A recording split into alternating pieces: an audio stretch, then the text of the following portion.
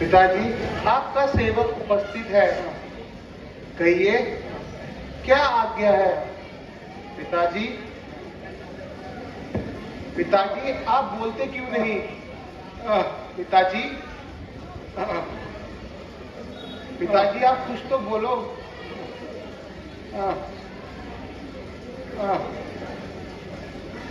माता कैकेयी, आप ही कुछ बतलाइए कि क्या बात है?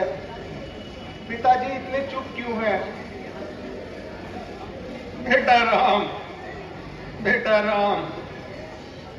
हाँ बेटा, मालूम तो है, पर इसका इलाज तुम्हारे ही हाथों में है।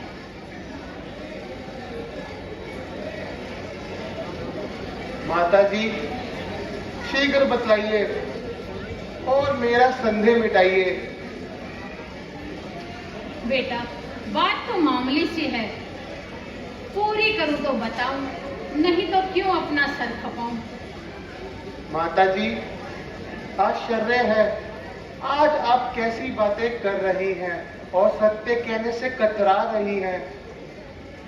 तो सुनो बेटा,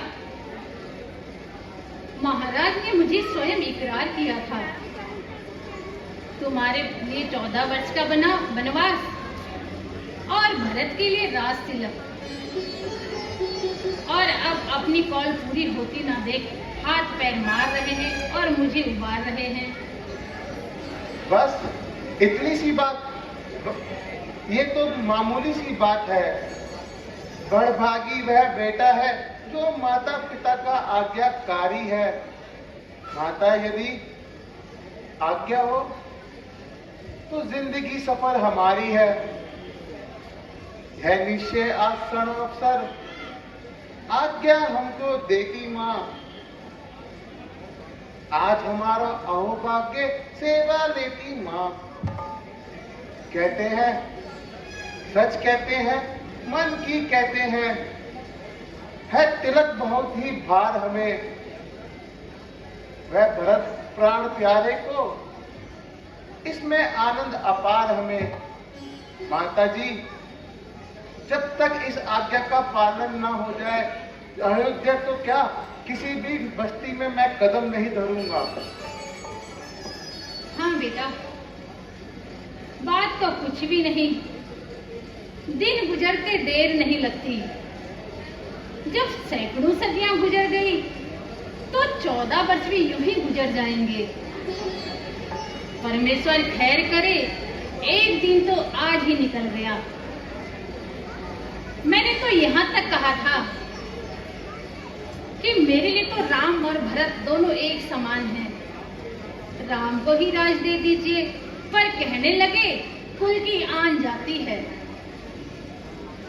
माता जी, यह तो साधारण सी बात है। यदि कोई कठिन कार्य भी हो तो शीघ्र बतलाइए, हम रघुकुल की आन शान पर करके उसे पूर्ण करेंगे। बेटा राम, बेटा लक्ष्मण, बेटा राम। हाँ बेटा, ठीक है, तुम अभी रवाना हो जाओ और अधिक देर ना लगाओ, क्योंकि तुम्हें देखकर महाराज को बहुत दुख होता है।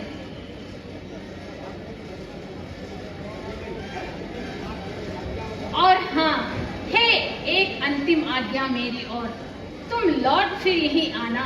मैं भगवा वस्त्र मंगाती हूँ, उनको पहन के वन को जाना। अब जाओ, शीघ्र जाओ, देर ना करो बेटा। जो समय राज तिलक का था वही वन गमन का है। जो आज्ञा माता जी।